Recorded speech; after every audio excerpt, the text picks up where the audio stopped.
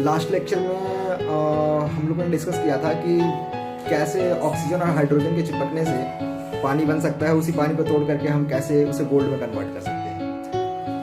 वहाँ पर क्वेश्चन ये रह गया था कि हाइड्रोजन और ऑक्सीजन आखिर से एक दूसरे से ज्वाइन हुए क्यों, उनमें बॉन्डिंग बनने का आखिर क्या कारण था। कुछ हद तक हमने उसे डिस्कस भी किया था।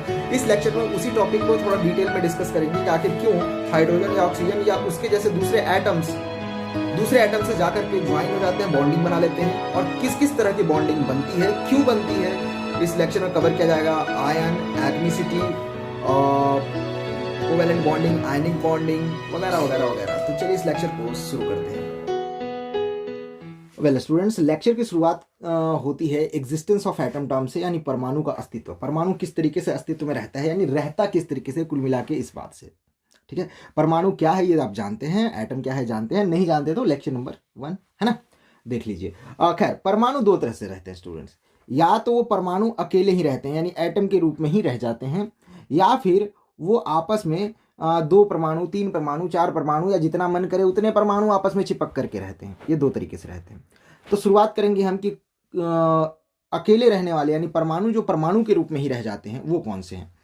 तो स्टूडेंट्स, आपको परमाणु की संरचना पता होगी लेक्चर नंबर 1 के हिसाब से, कि जो एटम्स हैं उनके बीच में पॉजिटिव चार्ज और न्यूट्रल चार्ज यानी कि प्रोटॉन्स और न्यूट्रॉन्स पाए जाते हैं, जिससे कि न्यूक्लियस बनता है।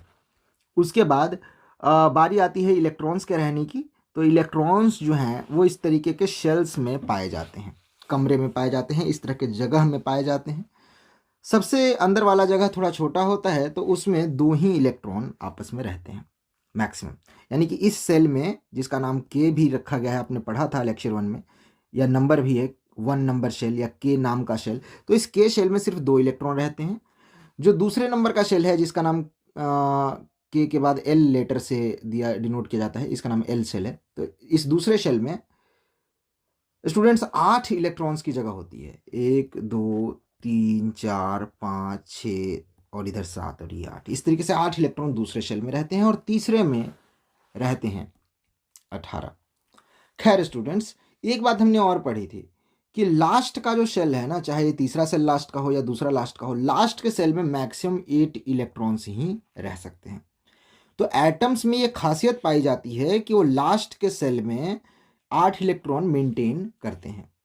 ठीक है, तो ऐसे एटम स्टूडेंट्स जिनके लास्ट के सेल में 8 इलेक्ट्रॉन अपने से होता है, मतलब खुद ही होता है, पहले से ही होता है, ठीक है, उनकी बनावट ही ऐसी होती है कि वो 8 इलेक्ट्रॉन वाले होते हैं। जैसे कि नियोन 10वें नंबर का एलिमेंट है, उसमें सभी चीज़ें 10-10 पाई जाती हैं, इलेक्ट्रॉन, प्रोटॉन, न्यूट्रॉन। तो क्या होगा कि न्यूट्रॉन में 10 पॉजिटिव चार्ज और 10 न्यूट्रल चार्ज बीच में आ जाएंगे, न्यूक्लियस बन जाएगा। उसके बाद 10 इलेक्ट्रॉन में से पहले 2 इलेक्ट्रॉन फर्स्ट सेल में और बाकी बचे हुए 8 इलेक्ट्रॉन लास्ट सेल में इस तरीके से एडजस्ट हो जाएंगे, और इस तरीके से उसके जो है 10 इलेक्ट्रॉन पूरे हो जाएंगे। कहीं मैंने 11 तो नहीं बना दिया, देख लीजिएगा। खैर, यहाँ पर बनाने का मतलब है कि 8 इलेक्ट्रॉन है। तो पहले शेल में 2 हो गए यहाँ पे इस वाले शेल में, और बाहरी शेल में 8, टोटल 10। अब ये प्राकृतिक रूप से जो ये नियोन नाम का एटम है स्टूडेंट्स, नियोन गैस एक्चुअली, इसमें प्राकृतिक रूप से ही बाहर के शेल में 8 इलेक्ट्रॉन है। इस वजह से ये क्या करेगा कि किसी के साथ कोशिश ही नहीं करेगा एटम्स इलेक्ट्रॉन्स को लेने देने की, क्योंकि इसके बाहर में 8 इलेक्ट्रॉन पहले से हैं। तो ये चूंकि कोशिश नहीं करेगा, तो ऐसे एटम जो कि जिनके पास पहले से ही 8 इलेक्ट्रॉन बाहर में होता है, वो एटम के रूप में ही रह जाते हैं, वो किसी से जुड़ते नहीं। तो कौन जुड़ते हैं? जुड़ते वो हैं जिनके पास लास्ट के सेल में 8 से कम इलेक्ट्रॉन्स होते हैं, वो जुड़ते हैं। वो कैसे जुड़ते हैं वो हम इस सेक्शन में कवर करेंगे। पहले हम बात कर रहे हैं कि कौन बिना जुड़े रहते हैं। तो नियोन बिना जुड़े रहता है। नियोन के बाद स्टूडेंट्स एक और गैस है ऑर्गन, ये बिना जुड़े रहता है, क्योंकि ऑर्गन का एटॉमिक नंबर है 18, और इसका इलेक्ट्रॉनिक कॉन्फ़िगरेशन यानी इलेक्ट्रॉन्स का बंटवारा जो है वो कुछ इस तरह होता है, 2, उसके अगले शेल में फिर 8, और फिर अगले शेल में 8, 2 8 10 और 8 18, टोटल इसके 18 इलेक्ट्रॉन बट गए, और इसके लास्ट सेल में 8 इलेक्ट्रॉन आ जाता है। इस वजह से ये भी किसी के साथ जो है वो शेयर नहीं होता, या मतलब बॉन्ड नहीं बनाता, जुड़ता नहीं है। स्टूडेंट्स, इस तरह के एटम जैसे ऑर्गन, जैसे नियोन, और इससे भी पहले एक आता है हीलियम, जिसके बारे में आपने डिटेल में पढ़ रखा है। हीलियम दूसरे नंबर पर आता है स्टूडेंट्स, जिसमें 2 इलेक्ट्रॉन होते हैं, और जो कि उसके पहले ही शेल में, जैसे हीलियम है, तो हीलियम क्या, ये न्यूक्लियस हो गया मान लो, और पहला शेल ये होगा, तो इसमें 2 इलेक्ट्रॉन होते हैं, दोनों इलेक्ट्रॉन इसके इस शेल में भर जाते हैं।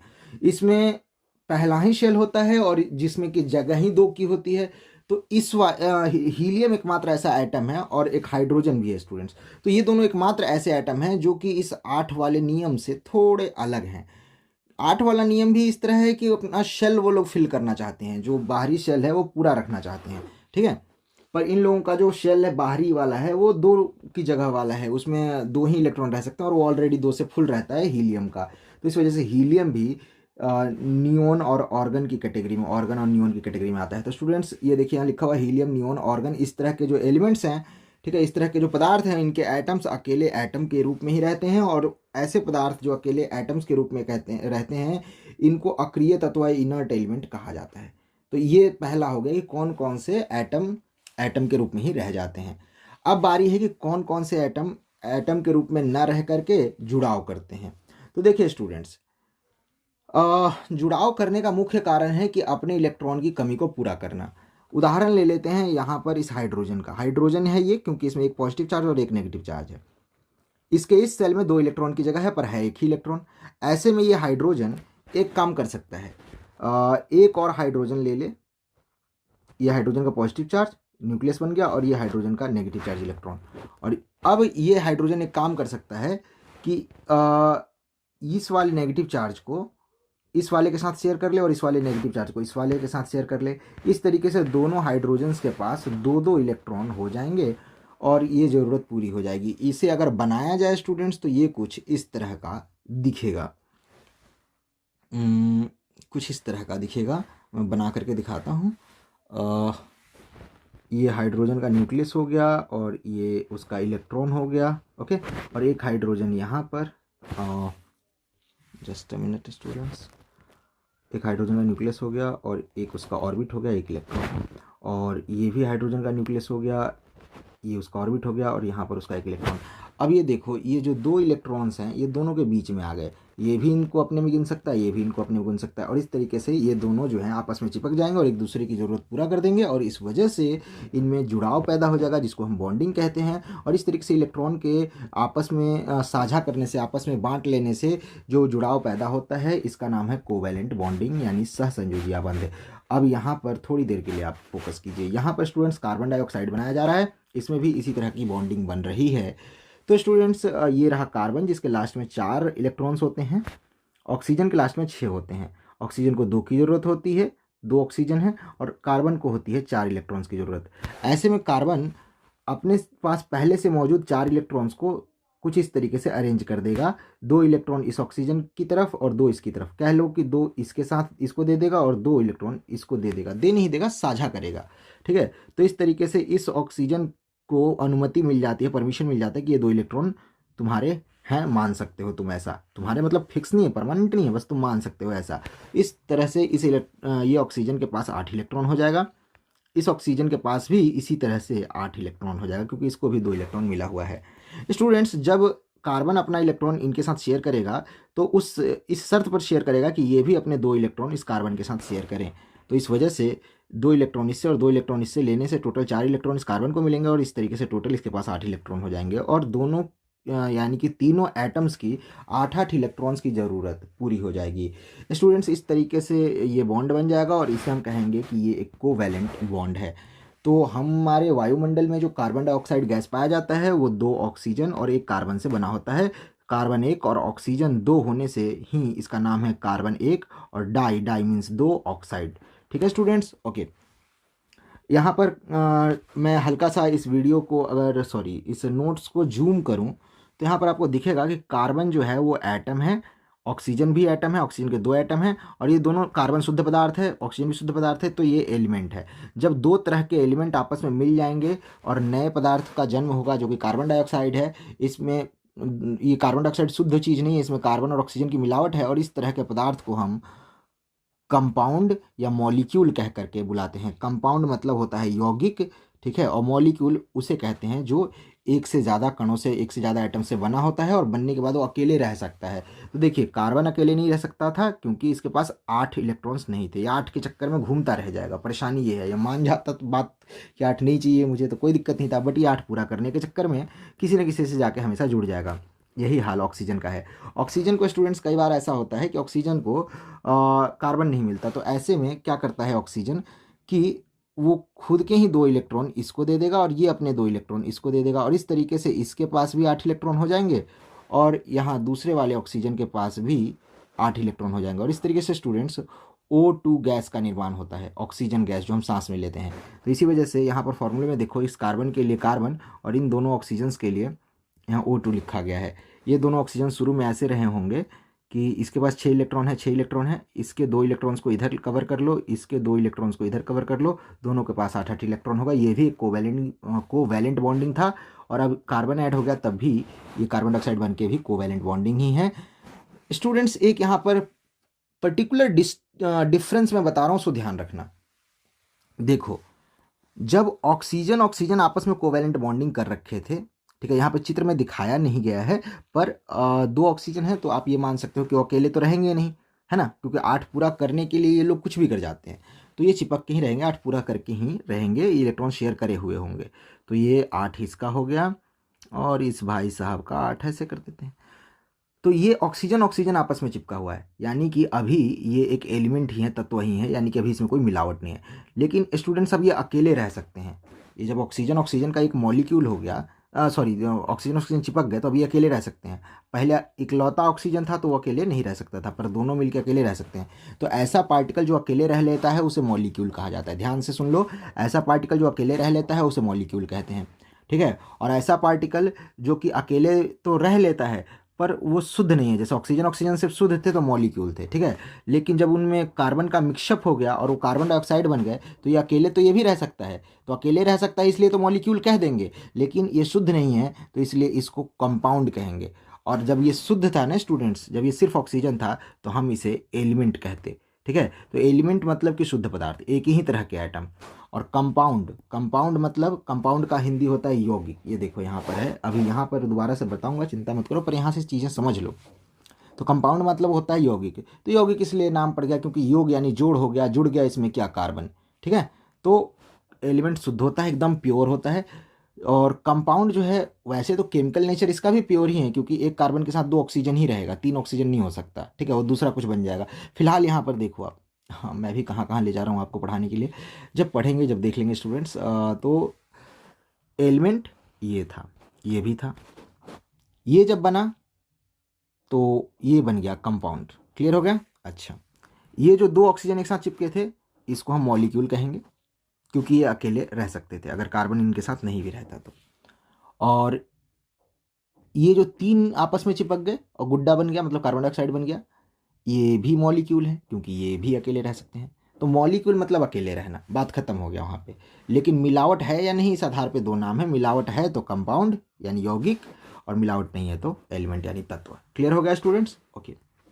तो अब ये तो हमने जान लिया कि एटम या तो खुद एग्जिस्ट करते हैं फ्रीली या फिर मॉलिक्यूल बनाते हैं। अब मॉलिक्यूल कई बार 2 एटम्स के जुड़ने से होता है, जैसे हाइड्रोजन हाइड्रोजन, ऑक्सीजन ऑक्सीजन, यहाँ पर ऑक्सीजन ऑक्सीजन आपस में जुड़ जाएंगे तो O2 बन जाएगा। नाइट्रोजन नाइट्रोजन भी ऐसे ही जुड़ सकते हैं, अब आप खुद भी बना करके देख लो, ठीक है, इतना तो आप कर सकते हो।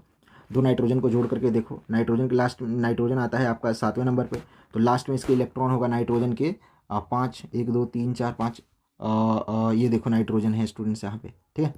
अभी मैं दिखाऊंगा सब कुछ, टेंशन नॉट, ठीक है। तो 2 एटम भी जुड़ जाते हैं, कई बार होता है कि एक ही एटम जुड़ते हैं आपस में, एक ही तरह के एटम जुड़े हुए हैं, ऑक्सीजन ऑक्सीजन के साथ जुड़ा हुआ है। शुरू से काफ़ी ज़्यादा आगे बढ़ गया मैं, 1 मिनट स्टूडेंट्स। मैं कहना चाहता हूँ कि ये बात तो तय हो गया कि एटम्स अकेले भी रहते हैं और जुड़ के भी रहते हैं।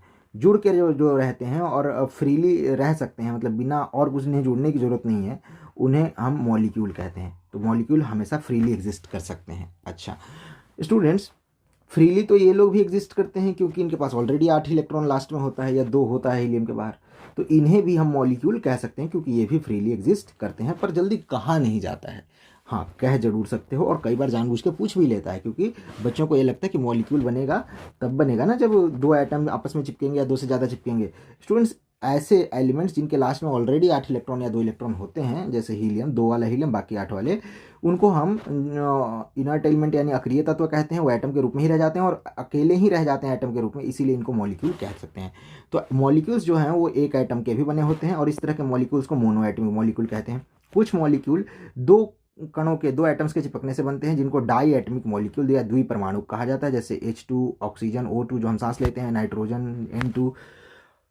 अच्छा, यहाँ पर देखो कि ये सभी जो हैं वो एक जैसे पदार्थ ही चिपके हैं, जैसे हाइड्रोजन के साथ हाइड्रोजन चिपका है, ऑक्सीजन के साथ ऑक्सीजन चिपका है, नाइट्रोजन के साथ नाइट्रोजन। तो ये शुद्ध हैं, और इसीलिए इनको हम जो है वो ये ग्रीन वाली लाइन से डिनोट हो रहा है एलिमेंट यानी तत्व कहेंगे।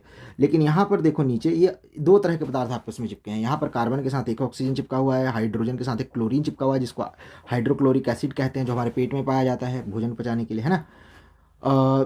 तो ये दो तरह के अलग अलग पदार्थ इसमें मिक्स हैं, इसलिए ये मॉलिक्यूल तो हैं, सही बात है, मॉलिक्यूल हैं, क्योंकि ये अकेले रह सकते हैं, और लेकिन ये अलग अलग पदार्थ के मिलने से बने हैं, इसीलिए इनको हम कंपाउंड कहेंगे।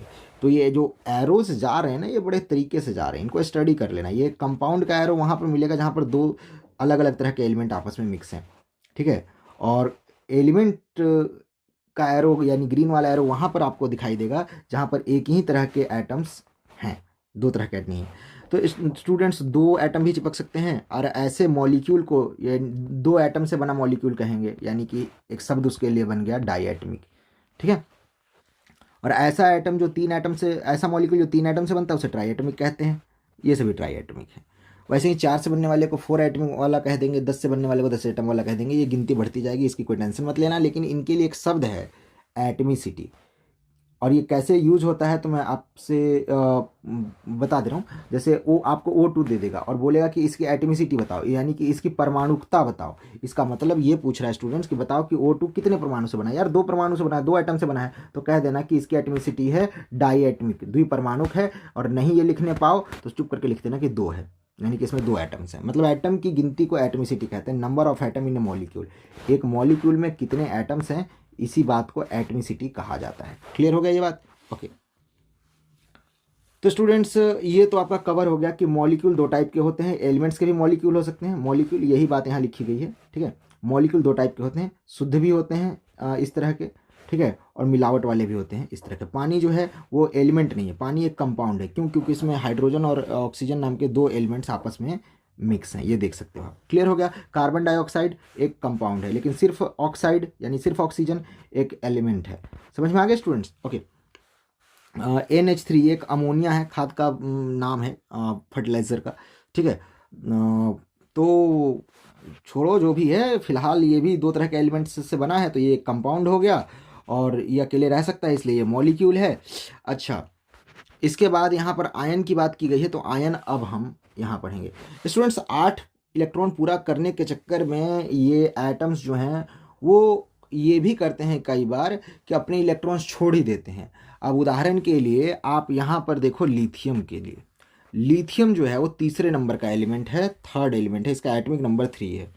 अब लिथियम भाई साहब क्या करते हैं, वो बड़ा अजीब काम करते हैं। लिथियम के लास्ट में, लिथियम जो है स्टूडेंट्स, मैं यहाँ बना देता हूँ, लिथियम का एटॉमिक नंबर 3 होता है। इसका मतलब है कि उसके पास लिथियम का एटॉमिक नंबर 3 होता है, और उसमें 3 पॉजिटिव चार्ज होंगे, प्रोटॉन्स, न्यूट्रॉन्स भी आपके 3 होंगे, न्यूक्लियस बन जाएगा। और उसके बाद बात आती है ऑर्बिटल्स की, इलेक्ट्रॉन्स की। तो सबसे first cell 2 electron, next cell 1 electron, total 3 electron, काम खत्म। लेकिन स्टूडेंट्स, अब समस्या लिथियम के साथ ये है कि इसको इस सेल में 8 की जगह है, तो ये 8 चाहेगा कि 8 नेगेटिव चार्ज यानी इलेक्ट्रॉन हो। तो इसके पास पहले से कितना है? पहले से तो सिर्फ 1 है, तो यानी कि 7 और लेना पड़ेगा, 7 और जोड़ना पड़ेगा इसमें, ठीक है। इलेक्ट्रॉन्स है, जोड़ना पड़ेगा, मतलब बाहर से लेना पड़ेगा। तो 7 ले भी लेगा तो इसके पास जो ये 3 ही पॉजिटिव चार्ज है न्यूक्लियस में, वो 7 इलेक्ट्रॉन एक्स्ट्रा संभाल पाएंगे? कभी नहीं संभाल पाएंगे। तो ऐसे में ये चाहेगा कि इस इलेक्ट्रॉन को ही छोड़ दें अगर, तो अंदर में जो शेल बचेगा वो अपने आप पूरा में, मतलब वो फिल है पूरी तरीके से। तो इस वजह से इस तरह के एलिमेंट्स जो अपना इलेक्ट्रॉन नहीं संभाल पाते, वो अपना इलेक्ट्रॉन छोड़ देते हैं ताकि उनका अंदर वाला शेल फिल्ड रहे, ठीक है। ये भी कह सकते हैं कि इनका जो ये लास्ट वाला इलेक्ट्रॉन है वो इनके न्यूक्लियस से सही तरीके से कनेक्ट नहीं रहता, सही तरीके से खिंचाव नहीं रहता, सही तरीके से जुड़ा नहीं रहता। ठीक है, इस सब बातों को आप 11th में डिटेल में पढ़ोगे। फिलहाल ये कह सकते हो कि यहाँ पर बाहर वाले इस सेल के लिए, बाहर का ये जो सेल है इसके लिए सिर्फ अभी एक ही इलेक्ट्रॉन एक्स्ट्रा है। ठीक है, तो इस वजह से ये शेल में जो इलेक्ट्रॉन है वो अंदर से थोड़ा सा कम जुड़ा रहता है और इस वजह से बाहर का इलेक्ट्रॉन आसानी से छूट जाता है।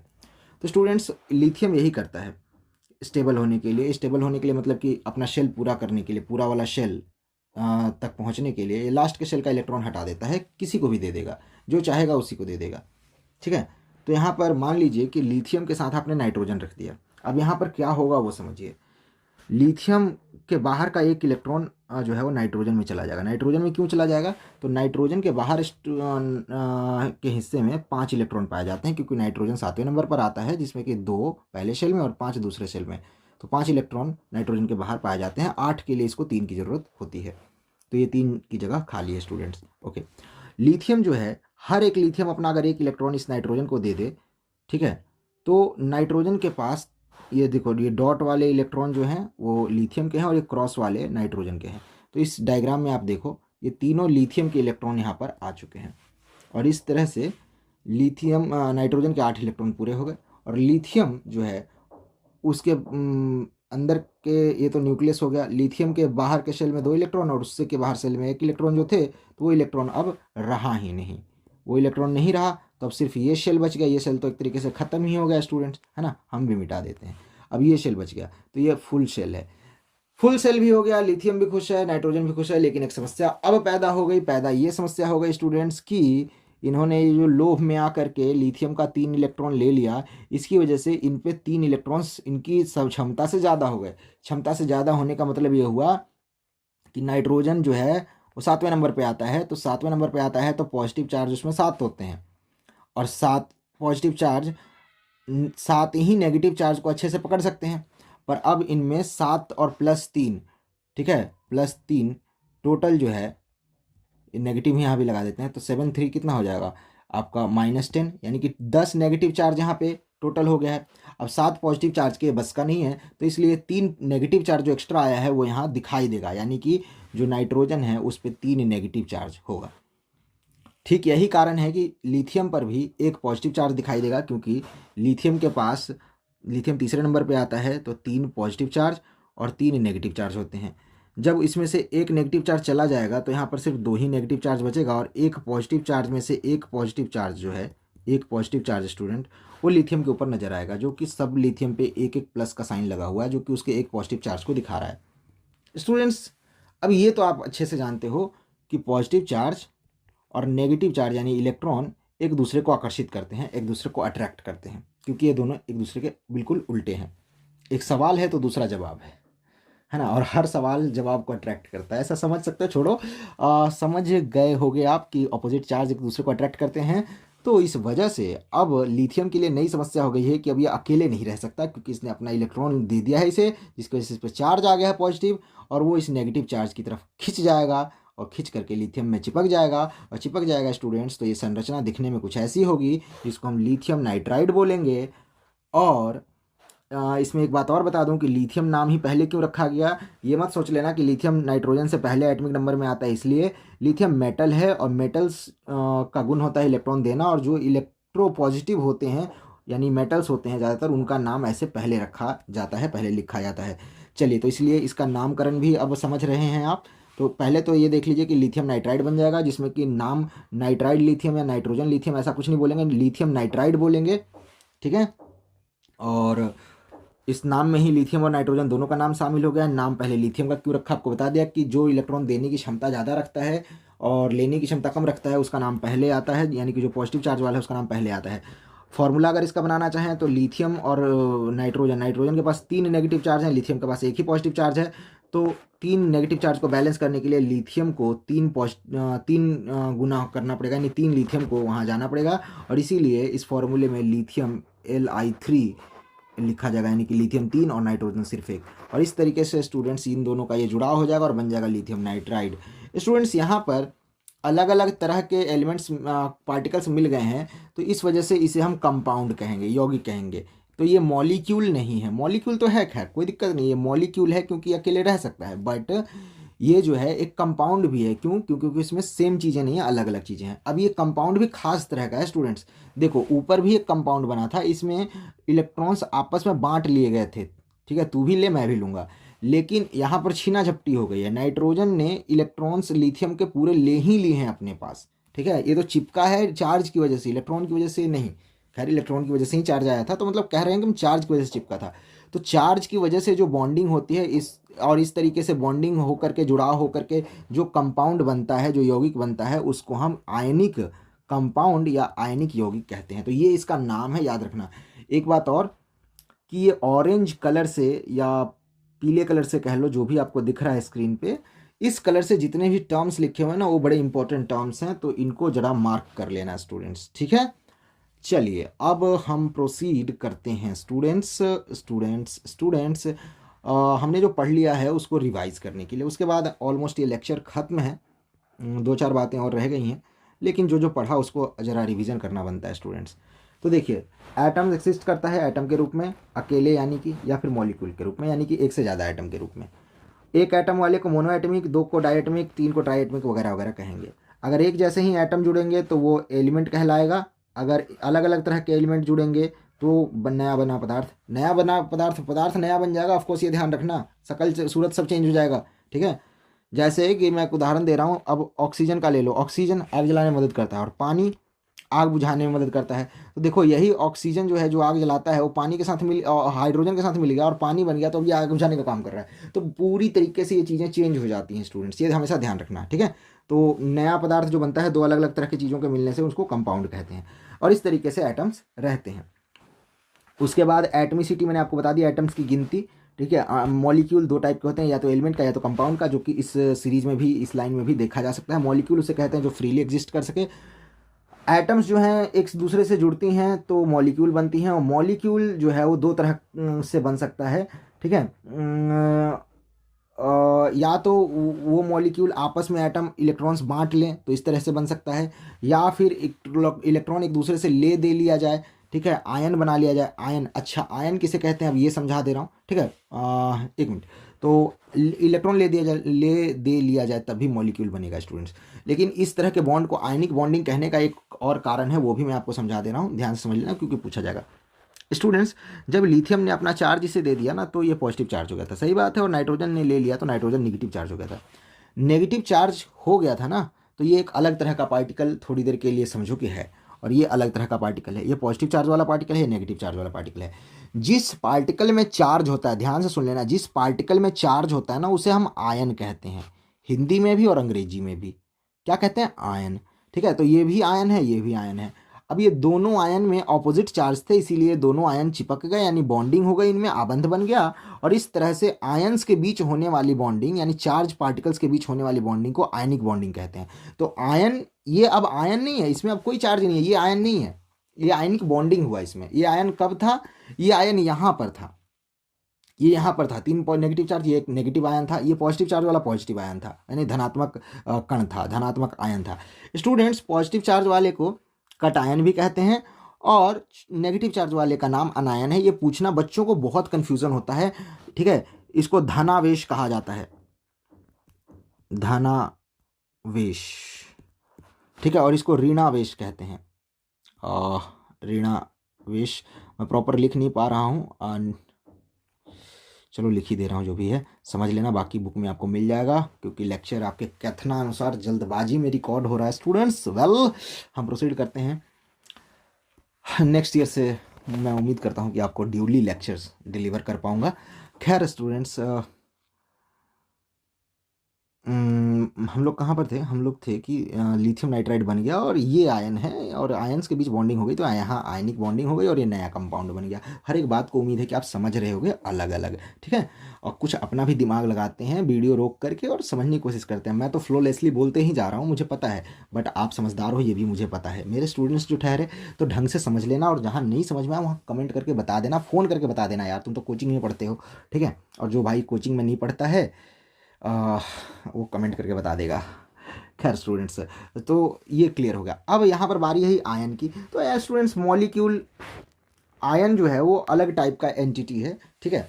आयन जो है वो अपना चार्ज या तो ले लेगा या दे देगा तो आयन बन जाएगा। ये तो आपको समझा ही दिया कि आयन क्या है, ये तो आप अब कन्फ्यूज़न नहीं होना चाहिए कि आयन क्या है इस बात में, ठीक है। आयन किसे कहते हैं, ठीक है, जिसमें कि चार्ज हो। तो ये एक आयन है, ये एक आयन है, पॉजिटिव चार्ज वाला, नेगेटिव चार्ज वाला। स्टूडेंट्स, तो ये देखिए आयंस के एग्जाम्पल्स हैं यहाँ पर। अब एक एक करके आयन वाला सेक्शन भी कवर कर लेते हैं। तो आयन के रूप में भी कई बार एटम रहता है, ठीक है। यानी कि अपना एक इलेक्ट्रॉन छोड़ देगा और शांति से बैठा रहेगा, कोई पास में आ गया तो चिपक गया, नहीं तो कोई बात नहीं। जैसे कि लिथियम है, ये अपना एक इलेक्ट्रॉन नाइट्रोजन को दे दिया और नाइट्रोजन मान लो दूर चला गया तो ये हड़बड़ाएगा नहीं, अपना स्थिर बैठा रहेगा। तो इसीलिए जब तक ये अकेला रहेगा, जब तक ये आयन रहेगा, जब ये किसी ऐसे नेगेटिव चार्ज के साथ चिपक जाएगा और इस तरीके से लिथियम नाइट्राइड बना लेगा, तब ये आयनिक बॉन्डिंग कर लेगा और तब ये आयन नहीं कहलाएगा स्टूडेंट्स। ओके, खैर अकेला तो ये आयन कहलाएगा, मतलब चिपकने के बाद जो नया पदार्थ है वो आयन नहीं कहलाएगा, क्योंकि उस पर चार्ज नहीं है। चार्ज मतलब आयन, आयन मतलब चार्ज, ठीक है। ओके, तो स्टूडेंट्स ये देखिए, ये कुछ उदाहरण है। सोडियम का ये पॉजिटिव आयन है, क्लोरीन का नेगेटिव आयन, यानी कि क्लोरीन जो है लेता है, और जो लेता है ये याद रखना कि वो गैस होता है, ठीक है। जो मैंने आपको फर्स्ट लेक्चर दिया था इसमें आपको यहाँ पर बहुत अच्छे से बताया था कि मेटल, नॉन मेटल और मेटेलियोड, इन सब में कैसे हम डिफरेंस पता करते हैं। वैलेंसी वगैरह आपको पढ़ाया था, एक बार वो लेक्चर ज़रूरत पड़े तो देख लेना, ठीक है। ओके, उसके बाद स्टूडेंट्स और क्या लिखा हुआ है, आयन किसे कहते हैं, तो आयन मतलब चार्ज स्पीसीज, चार्ज कण, तो ये तो आपको समझा ही दिया। अच्छा, उसके बाद ये सभी आयन के उदाहरण है, ये सभी एक एटम के हैं तो इसलिए मोनो एटमिक कहेंगे। तो आयन भी अकेले एक एटम का हो सकता है। अच्छा, कुछ कुछ आयन दो एटम के बने होते हैं तो इसको डाई एटमिक कहते हैं। अब आप ये पूछ सकते हो कि यह कैसे बन गया, ठीक है। थोड़ा सा मैं बता देता हूँ। देखो, यहाँ पर पानी जो है वो बना रखा है आपने, यहाँ पे पानी का कण लिया था, याद है। पानी एक ऑक्सीजन और दो हाइड्रोजन से बना होता है। अब सपोज करो कि ये वाला हाइड्रोजन किसी के पास चला गया, ठीक है। होता है ऐसा कई बार, दूसरे एलिमेंट्स इस हाइड्रोजन को अट्रैक्ट कर लेते हैं, लेकिन जब ये हाइड्रोजन इस पानी के इस पूरे कण को छोड़ कर जाएगा तो अपना इलेक्ट्रॉन यहीं पर छोड़ करके चला जाएगा, ठीक है। तो ऐसे में इन सारे सिस्टम पर एक इलेक्ट्रॉन एक्स्ट्रा हो जाता है, जिसका कि प्रोटॉन यानी पॉजिटिव चार्ज, यानी कि हाइड्रोजन का एक पॉजिटिव चार्ज अलग हट जाएगा, तो ये यहाँ रहेगा नहीं, तो इसका इलेक्ट्रॉन यहीं छूटा रहेगा। और इस वजह से ये फॉर्मूला अब सिर्फ ये H और ये O ऑक्सीजन लिखा जाएगा, और इन दोनों के ऊपर एक नेगेटिव चार्ज यहाँ लगा दिया जाएगा। ध्यान रखिएगा कि ये जो इलेक्ट्रॉन छूटा है ये दोनों के लिए गिना जाएगा, ये नहीं कि सिर्फ ऑक्सीजन या सिर्फ हाइड्रोजन पे नेगेटिव चार्ज लगेगा, इस पूरे पर नेगेटिव चार्ज लगेगा इस तरीके से। तो इसी वजह से यहाँ पर पूरे पे नेगेटिव चार्ज लगा हुआ है स्टूडेंट्स, और ये हाइड्रोक्साइड आयन कहलाता है, और ये दो एटम्स का आयन है। इसी तरीके से स्टूडेंट्स कई ज़्यादा, दो से ज़्यादा एटम्स के भी आयन हो सकते हैं। जैसे कि ये देखिए, इसमें टोटल जो है वो 4 और ये 5 एटम्स लगे हुए हैं, और 5 एटम का ये आयन है स्टूडेंट्स। अच्छा, मैंने अभी कहा था कि हाइड्रोजन जो है वो किसी के पास चला जाता है, तो ये देखिए एक अमोनिया नाम का पदार्थ है जो NH3 यानी 3 हाइड्रोजन और एक नाइट्रोजन से बना होता है। कभी कभी ये अमोनिया ही पानी में से एक हाइड्रोजन एक्स्ट्रा चुरा लेता है। जैसे कि ये वाला हाइड्रोजन यहाँ पे आ गया मान लो, तो ये हाइड्रोजन की संख्या यहाँ 3 से 4 हो जाएगी, 3 से हाइड्रोजन 4 हो जाएगा। और जो हाइड्रोजन आया था वो सिर्फ अपना पॉजिटिव चार्ज लेकर के आया था, तो ये जुड़ने के बाद यहाँ पे पॉजिटिव चार्ज की संख्या एक एक्स्ट्रा दिखाई देने लगेगा। तो इस तरीके से ये भी एक अमोनिया है, लेकिन ये अब आयन है क्योंकि इस पूरे पार्टिकल पे एक एक्स्ट्रा पॉजिटिव चार्ज दिखाई दे रहा है स्टूडेंट्स। तो उम्मीद करते हैं कि इन बातों को अब आप समझ चुके हो। और ये एक आयन है जो कि बहुत सारे परमाणुओं से बना है, और इस तरह के आयन्स को पॉलीएटमिक आयन या बहुपरमाणुक आयन भी कहते हैं। यहाँ पर भी कुछ बातें छूट गई हैं स्टूडेंट्स।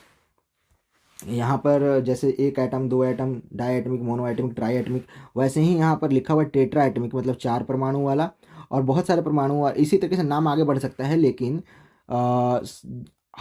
सबको ना बोल के इकट्ठा कह सकते हो कि एक से ज़्यादा परमाणु, यानी जैसे एक वचन बहुवचन, वैसे एक परमाणु और बहुपरमाणु आप कह सकते हो। इन सबको भी बहुपरमाणु कह सकते हो, ये एक से ज़्यादा हैं तो बहुपरमाणु को भी कह सकते हो, ठीक है।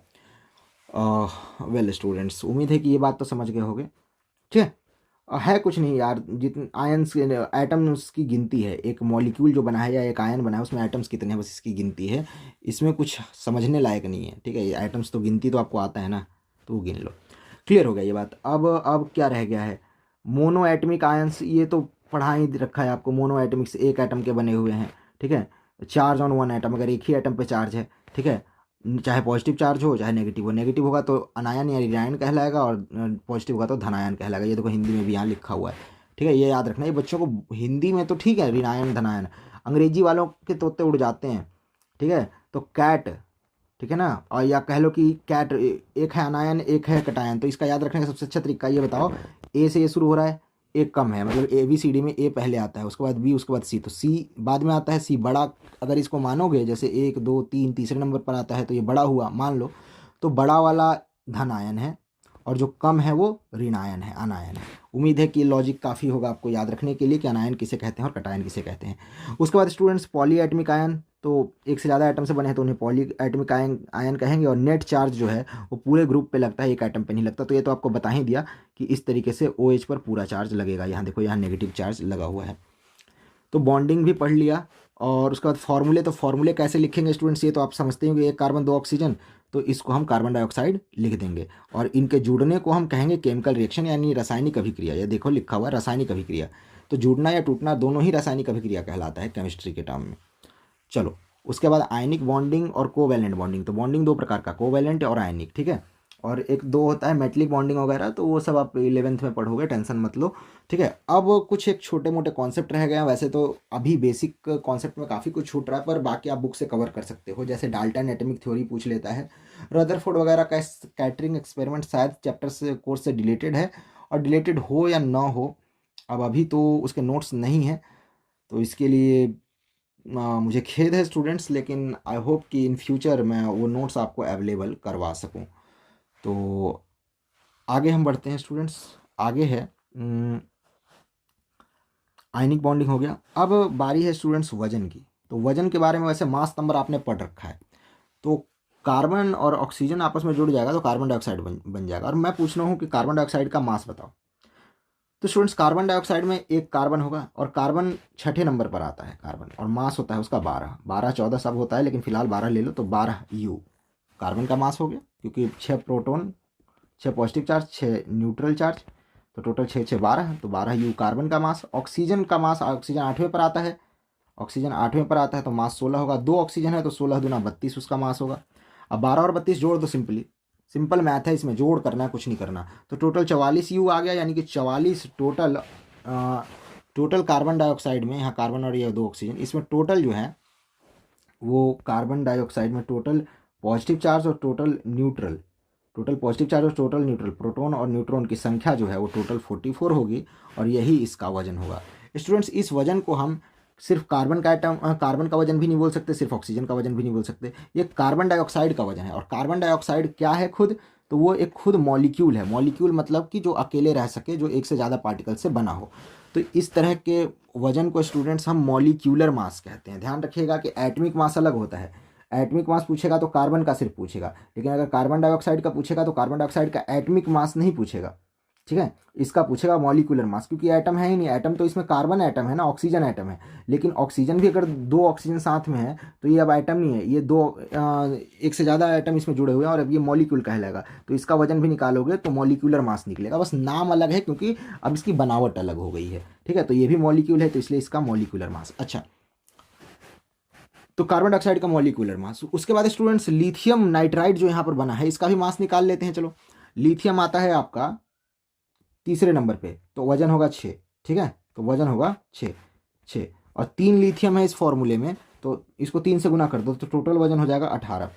नाइट्रोजन आपका आता है, नाइट्रोजन N आपका आता है 7वें नंबर पे, वजन हो जाएगा 14। तो 18 में अब ऐड कर दो 14, टोटल ऐड कर दोगे स्टूडेंट्स तो आपका आ जाएगा 32। ये देख लो, उम्मीद है कि यहाँ समझ में आ रहा होगा। तो यहाँ पर लिखा हो फॉर्मूला यूनिट मास, सूत्र इकाई द्रव्यमान, ठीक है। मास ऑफ लिथियम नाइट्राइड पूछा है, जैसे कि उदाहरण के लिए कि मास ऑफ लिथियम नाइट्राइड कैसे निकालेंगे, जो कि आयनिक कंपाउंड है। तो देखो ये दोनों चीज़ों का मास सेम तरीके से निकला है, कुछ भी अंतर नहीं है, बस नाम का अंतर है, ठीक है। नाम का अंतर है। नाम भी क्यों अलग रखा गया इसका, तो इसका कारण, इसका नाम अलग रखने का कारण कुरन कुछ नहीं है, बस इसका नाम अलग रख दिया गया है ताकि ये पता चले, नाम से ही पता चल जाए कि ये किस तरह से बना हुआ है। तो इसके नाम को कहा जाता है फॉर्मूला यूनिट मास, सूत्र इकाई द्रव्यमान, ठीक है। और ये नाम सिर्फ और सिर्फ आयनिक कंपाउंड, यानी कि जो आयन बनने के बाद जुड़ते हैं ना इस तरीके से, उनको आयनिक कंपाउंड कहा जाता है। ये तो आपको पढ़ाया था कि ऐसे दो अलग अलग तरह के पदार्थ जो जुड़े तो, लेकिन इलेक्ट्रॉन इस तरीके से बांट के आपस में नहीं, इलेक्ट्रॉन ले करके पूरा और इलेक्ट्रॉन देने की वजह से, मतलब चार्ज बनने की वजह से आपस में जुड़े, इस तरह के कंपाउंड को आयनिक कंपाउंड कहेंगे। और इनका वजन जो निकाला जाता है, इस वजन को हम फॉर्मूला मास, यूनिट मास कहते हैं, सूत्र इकाई द्रव्यमान। दोनों सेम चीज़ें हैं, निकालने का तरीका भी सेम है, कुछ भी अलग नहीं है, नाम सिर्फ अलग है। ठीक है। मॉलिक्यूलर मास कहते हैं जो कि कोवेलेंट बॉन्डिंग से मॉलिक्यूल्स बनता है, और फॉर्मूला यूनिट मास उन मॉलिक्यूल्स का मास होता है जो कि कम आयन बनने के बाद मॉलिक्यूल या कह लो कि कंपाउंड में परिवर्तित होते हैं। तो उम्मीद है कि ये डिफरेंस आपको समझ में आ गया। अब यहाँ पर एक लास्ट कॉन्सेप्ट है जो बहुत पूछा जाता है, मोल। स्टूडेंट्स देखो, एटम्स बहुत ज़्यादा छोटे होते हैं, इतने छोटे कि गिनना छोड़ो, देख नहीं सकते आप। अब ऐसे में केमिस्ट्री का प्रयोग होता है, दवाइयाँ बनाई जाती हैं, केमिकल्स के रिएक्शन कराए जाते हैं, बहुत 36 तरह की काम है। तो इसके लिए एक एक एटम का गिनती करना पॉसिबल नहीं है, तो अंदाजे से लिया जाता है। ये अंदाज़ा ठीक ठीक हो, तो इसके लिए सबसे पहले पता किया गया कि उनके हर एटम में ये जो पॉजिटिव और नेगेटिव चार्ज हैं, इनका जो नेगेटिव चार्ज तो चलो निगलेक्ट ही कर दिया गया, तो पॉजिटिव चार्ज की तुलना की गई स्टूडेंट्स, कंपैरिजन किया गया। तो ये पाया गया कि ये जो पॉजिटिव चार्ज है, जिसको कि हम प्रोटॉन कहेंगे स्टूडेंट्स, प्रोटॉन, ठीक है, पॉजिटिव चार्ज, तो पता किया गया कि 1 ग्राम, कितना, ध्यान से सुन लो मेरी बात, 1 ग्राम अगर पॉजिटिव चार्ज लोगे ना, 1 ग्राम पॉजिटिव चार्ज लोगे तो उसका वजन तो हो गया 1 ग्राम। ठीक है, तो 1 ग्राम पॉजिटिव चार्ज लोगे तो उसमें पॉजिटिव चार्ज के जो पार्टिकल्स हैं ना, वो 6022, 1 2 3 4 5 6 7 8 9 10 11 12 13 14 15 18 16, मतलब 20 जीरो हैं। मैं बता ही दे रहा हूँ, सीधा 20 जीरो हैं, बहुत लंबा सा अंक है ये। ठीक है, इसको शॉर्ट में ऐसे लिखा जाता है, 6.022 इंटू 10⁻23। इस नंबर का नाम है, इस नंबर को ढूंढा था अमीडो अवोगाद्रो नाम के साइंटिस्ट ने। तो इस नंबर को स्टूडेंट्स हम अवोगाद्रो नंबर कहते हैं, ये रहा। ठीक है, अवोगाद्रो नंबर इसका जो, और इसको मूल नंबर भी कहा जाता है। अब ध्यान से जो बातें बता रहा हूँ सो सुन लेना, क्योंकि ये चैप्टर का एंड है और सबसे शायद कॉम्प्लिकेटेड और सबसे इस चैप्टर में ज़्यादा पूछा जाने वाला कॉन्सेप्ट भी है स्टूडेंट्स। तो एक पॉजिटिव चार्ज का 1 ग्राम, अगर पॉजिटिव चार्ज, सिर्फ पॉजिटिव चार्ज लिया जाए स्टूडेंट्स, तो उसमें पॉजिटिव चार्ज के इतने सारे पार्टिकल्स, यानी कि 6.022 इंटू 10⁻23, 6.022 इंटू 10⁻23, इतने सारे पार्टिकल्स चढ़ेंगे। ठीक है, 1 ग्राम में। ठीक है, तो अगर हमें इतने सारे हाइड्रोजन चाहिए हों, तो हाइड्रोजन का वजन, एक प्रोटॉन का वजन होता है, एक हाइड्रोजन का वजन, एक प्रोटॉन का वजन, यानी कि अगर इतने सारे हाइड्रोजन तौल लिए गए तो उसमें प्रोटॉन्स जो हैं वो इतने सारे होंगे। बात समझो कि न्यूट्रॉन का वजन यहाँ पर काउंट ही नहीं हो रहा है, थोड़ा बहुत वजन है, फिलहाल के लिए वो काउंट नहीं हो रहा है, तो बच क्या गया, सिर्फ और सिर्फ प्रोटॉन्स का वजन। तो हमने इतने 1 ग्राम प्रोटॉन तोला, एक प्रोटॉन तोला, मान लो कि 1 ग्राम हमने हाइड्रोजन ही तोल लिया। ठीक है, तो उसमें इतने सारे पार्टिकल्स आ गए। अच्छा जी, अब हाइड्रोजन के बाद आ जाओ हीलियम पे। हीलियम पे, तो हीलियम स्टूडेंट्स दूसरे नंबर पर आता है, इसका वजन 4 होगा। 4 क्यों होगा, क्योंकि इसमें 2 पॉजिटिव चार्ज होंगे और 2 न्यूट्रल चार्ज होगा। ठीक है, अब स्टूडेंट्स अगर 1 ग्राम ही हीलियम भी मैं तोलूंगा, ध्यान से मेरी बात सुने, 1 ही ग्राम हीलियम ही तोलूंगा, ठीक है, तो क्या हीलियम के भी इतने ही पार्टिकल्स चढ़ेंगे? नहीं। एक छोटा सा उदाहरण दे करके समझाता हूं। सपोज करो कि 1 ग्राम, सपोज करना है, मानना है थोड़ी देर समझने के लिए। ठीक है, मान लो कि 1 ग्राम, ये 1 ग्राम हाइड्रोजन तोलने पर, यानी कि एक पॉजिटिव चार्ज तोलने पर 1 ग्राम में 100 पॉजिटिव चार्ज चढ़ते। ठीक है, और 1 ग्राम हाइड्रोजन में 100 पॉजिटिव चार्ज चढ़ते। तो हीलियम में तो अंदर ही बंद हैं 4 तरह के पॉजिटिव चार्ज, या 4 पॉजिटिव चार्जों का वजन। तो 1 ग्राम तोलूंगा, 1 ग्राम तोलूंगा तो क्या हीलियम भी 4 ही 100 ही चढ़ेगा? नहीं, 100 के 4 टुकड़े हो जाएंगे। ठीक है, और काटेंगे या टुकड़े करेंगे तो 25 आएगा, यानी कि हीलियम के सिर्फ 25 कण चढ़ेंगे। तो अब हीलियम भी अगर 100 चाहिए तो हीलियम को कितना लेना होगा? तो स्टूडेंट्स हीलियम आपको 4 गुना लेना होगा, क्योंकि इसकी तुलना में, इस एक पॉजिटिव चार्ज की तुलना में हीलियम का वजन 4 गुना है, तो इसलिए 4 ग्राम आपको लेना होगा। तो उम्मीद है कि अब ये बात आप समझ गए होंगे। ठीक है, तो 1 ग्राम में यहाँ पर देखो ये लिखा हुआ है कि मैं ही लिख दे रहा हूँ पहले। 1 ग्राम मतलब कि 1 ग्राम हाइड्रोजन, 1 ग्राम हाइड्रोजन मतलब कि हाइड्रोजन के कितने पार्टिकल्स चढ़ेंगे? 6.022 इंटू 10⁻23 पार्टिकल्स हाइड्रोजन के चढ़ जाएंगे। क्लियर हो गया?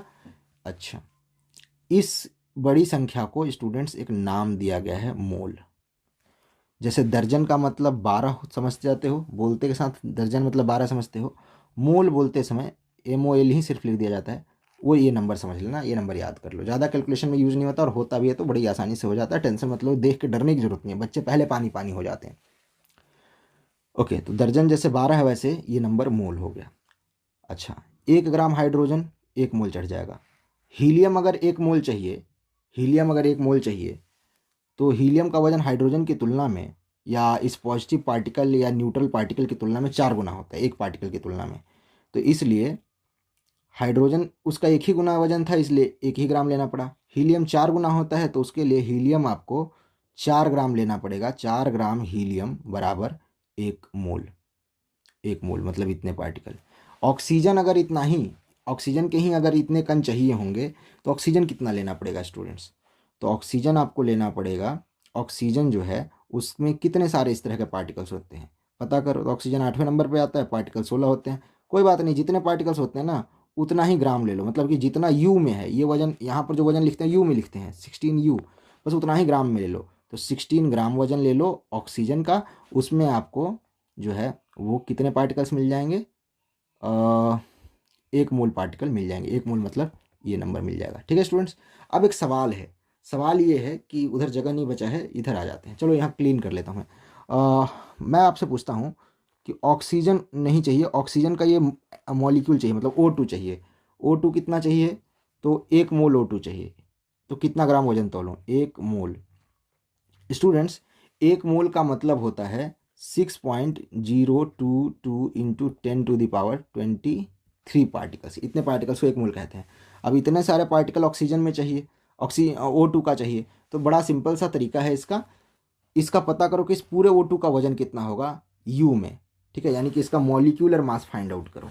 ये मॉलिक्यूल है टोटल, इसमें सिर्फ पॉजिटिव और नेगेटिव न्यूट्रल चार्ज की संख्या पता कर लो बस टोटल, और उतना ही ग्राम ले लो, निकल जाएगा। किसी भी चीज़ का निकालना हो ना, कि 1 मोल फलाना चीज़ चाहिए, उसमें पता करो कि पॉजिटिव चार्ज और न्यूट्रल चार्ज कितने हैं, और वो चीज़ उतना आ जाएगा। ठीक है, तो हम इसमें टोटल एक ऑक्सीजन में जो है वजन 16 होता है। ठीक है, क्योंकि 8वें नंबर पे आता है, तो वजन 16 होगा। 2 ऑक्सीजन है तो वजन 32 हो जाएगा। तो 32U के बदले 32 ग्राम ले लो। 32U टोटल होगा, इसके बदले 32 ग्राम ले लो। 32U के बदले 32 ग्राम ले लो स्टूडेंट्स, और इसको 32 ग्राम O2 तौल दोगे तो आपको इतने सारे पार्टिकल्स इसके मिल जाएंगे। क्लियर हो गया? अच्छा, अब एक सवाल और, कि कार्बन डाइऑक्साइड बनाने के लिए टोटल जो है वो 1 मोल कार्बन डाइऑक्साइड बनाना है। 1 मोल मतलब कि इतने सारे कार्बन डाइऑक्साइड बनाने हैं। ठीक है, तो कितना कार्बन लगेगा और कितना ऑक्सीजन लगेगा? तो इस सवाल को अगर हल करें तो CO2 बनाना है स्टूडेंट्स इतना सारा। अब इसके लिए कार्बन कितना लें, ऑक्सीजन कितना लें? क्योंकि ज़्यादा अगर कार्बन ले लोगे तो कार्बन बचा रह जाएगा, ज़्यादा ऑक्सीजन ले लोगे ऑक्सीजन बचा रह जाएगा। ठीक है, तो ऐसा लेना है कि दोनों बराबर बराबर संख्या मिले और पूरा यूज हो जाए। तो देखो कार्बन कितना लग रहा है, 1 कण बनाने में, 1 कण बनाने में U के हिसाब से लगेगा, और 1 मोल बनाने में वही चीज़ ग्राम के हिसाब से लगेगा। तो पहले U के हिसाब से पता कर लो। तो बेटा जी कार्बन जो है, कार्बन चाहिए 1 मोल। मैं दोबारा से लिख देता हूँ, CO2 बनाना है 1 मोल।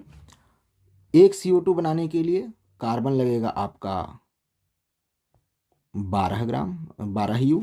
ठीक है, और ऑक्सीजन आपका लगेगा, ऑक्सीजन आपका लगेगा O2 है ना, तो ऑक्सीजन आपका लगेगा, एक ऑक्सीजन होता है आपका 16। ठीक है, ऑक्सीजन का वजन होता है 16, तो 2 ऑक्सीजन है तो टोटल हो जाएगा 32। तो 32U ऑक्सीजन लगेगा। तो ग्राम में 12 ग्राम आप कार्बन ले लो, 12 ग्राम कार्बन, और 12 ग्राम कार्बन और 32 ग्राम ऑक्सीजन O2, ठीक है। और इन दोनों को आप रिएक्शन करवाओगे तो आपको टोटल जो है वो CO2 मिल जाएगा, जिसका वजन 12 और 32 टोटल 44 ग्राम होगा। तो देखिए यहाँ 44 U आया था और यही ग्राम में 44 ग्राम आया है। तो अगर आपसे ऐसे भी कोई सवाल पूछे कि 1 मोल कार्बन डाइऑक्साइड का वजन बताओ, 1 मोल कार्बन डाइऑक्साइड, 1 मोल मतलब ये संख्या, कार्बन डाइऑक्साइड का वजन बताओ, तो वो कितना होगा, 44 ग्राम। तो मोल यू और ग्राम में कोई डिफरेंस नहीं है, यू की सहायता से ग्राम हर बार फाइंड आउट होता है। ये एक रिलेशन ढूंढा गया है ताकि काम आसानी से हो जाए। अब नोट्स पे आ जाते हैं। तो 1 मोल में इतने सारे पार्टिकल्स या इतने पार्टिकल्स को 1 मोल कहते हैं, ठीक है। 1 मोल किसी भी एलिमेंट एक्स का, ठीक है, उसके एटमिक नंबर ए जो यहाँ पर लिखते हैं, जैसे ऑक्सीजन के लिए लिखेंगे ना 16, तो 16 मान लो यहाँ लिखा हुआ है और यहाँ ऑक्सीजन लिखा हुआ है, ठीक है। तो वही एटमिक नंबर ए, 1 मोल अगर ये पार्टिकल चाहिए तो उसका जो एटमिक नंबर है ना, मास नंबर मतलब द्रव्यमान संख्या, उस मास नंबर की वैल्यू ले लो, लेकिन वो वैल्यू इकाई में लगाना उसमें ग्राम में, मतलब उतना ही ग्राम वो चीज़ ले लेना। तो आपको उस एक्स एलिमेंट का यानी एक्स तत्व का, जैसे ऑक्सीजन का जो है वो 1 मोल प्राप्त हो जाएगा, 1 मोल मिल जाएगा। यानी कि ऑक्सीजन आपको चाहिए, उसका परमाणु द्रव्यमान 16 होता है।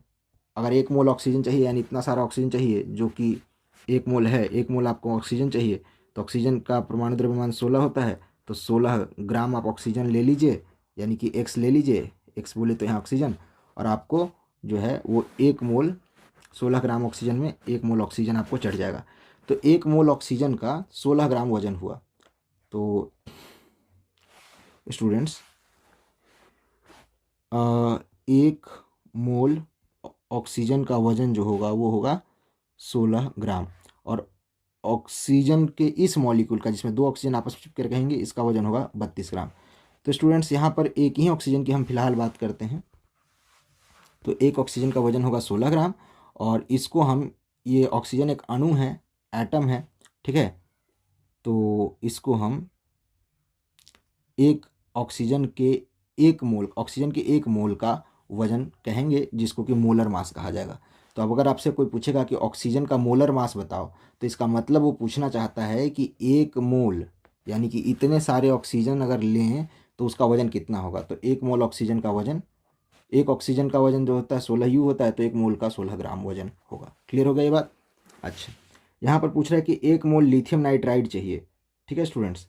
तो सिंपल सी बात है, लिथियम नाइट्राइड का, एक लिथियम नाइट्राइड का वजन 32 U होता है, तो 1 मोल लिथियम नाइट्राइड का वजन 32 ग्राम हो जाएगा। सिंपल सी बात है इसमें। तो उम्मीद है कि ये सारी चीज़ें समझ में आ गई होंगी, और अब मिलते हैं आगे क्लासेस में स्टूडेंट्स। उम्मीद है कि ये इतना समझ में आ गया होगा, ठीक है।